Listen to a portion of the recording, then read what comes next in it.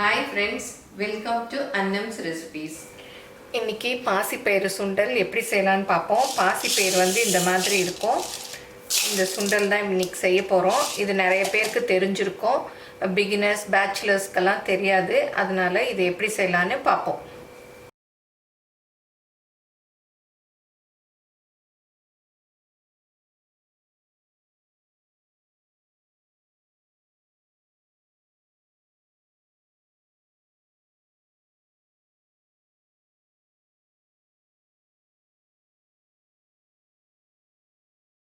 இதை க்ளீன் பண்ணிவிட்டு நான் ஒரு 2 மணி நேரம் ஊற வச்சுருக்கேன். இதை குக்கரில் வேக வச்சுக்கலாம். நல்லா தண்ணி மூழ்கிற அளவுக்கு தண்ணி ஊற்றிக்கணும்.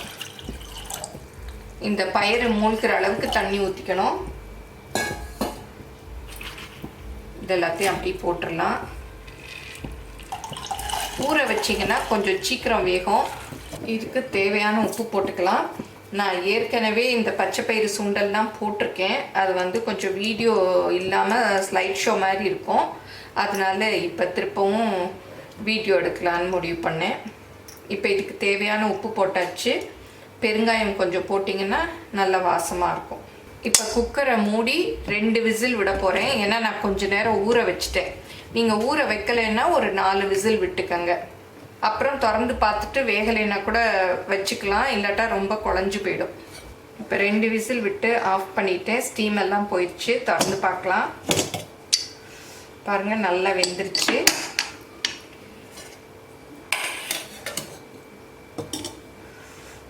நல்ல சாஃப்டாகவே குழஞ்சி வெந்துருச்சு. அதனால் பாசிப்பயிரில் மாத்திரம் கொஞ்சம் பார்த்துக்கணும். ரொம்ப இன்னும் விட்டுட்டோன்னா தோல் மாத்திரம் தனியாக வந்துடும்.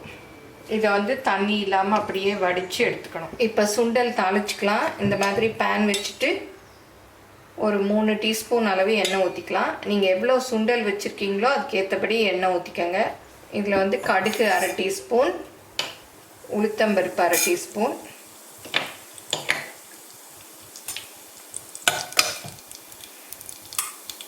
காஞ்ச மிளகாய், சிவப்பு மிளகாய் இருக்கு இல்லையா, அதில் ஒரு 3 இது கிள்ளி வச்சுருக்கேன். அது இப்போ நல்லா உளுத்தம்பருப்புலாம் பொரிஞ்சிருச்சு. கருவேப்பிலையை போட்டுக்கலாம். இப்போ தண்ணி இல்லாமல் வச்சுருக்கோம் இல்லையா, அந்த பாசி பயிரையும் போட்டுக்கலாம்.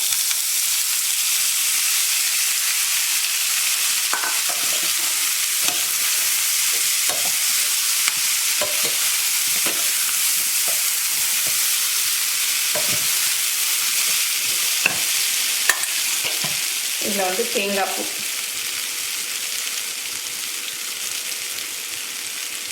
இதெல்லாம் நமக்கு தேவையான அளவு போட்டுக்கலாம். உங்களுக்கு நிறையா பிடிக்கும்னா நிறையா போட்டுக்கலாம். கொஞ்சமாக வேணும்னா கொஞ்சமாக போட்டுக்கலாம்.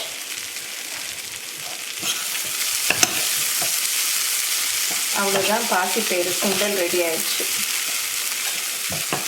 இதை சாமிக்கு நவராத்திரியில் ஒரு நாள் நெய்வேத்தியமாக செஞ்சு கும்பிடலாம். இன்னைக்கு நெய்வேத்தியமாக பாசிப்பயிறு சுண்டலும் மாவுருண்டையும் செஞ்சு வச்சுருக்கேன். அப்புறம் சும்மா நாளில் கூட ஸ்நாக்ஸாக பண்ணி சாப்பிட்லாம். ரொம்ப ப்ரோட்டீன் சத்து நிறைஞ்சது. இதை எல்லாரும் செஞ்சு பாருங்கள்.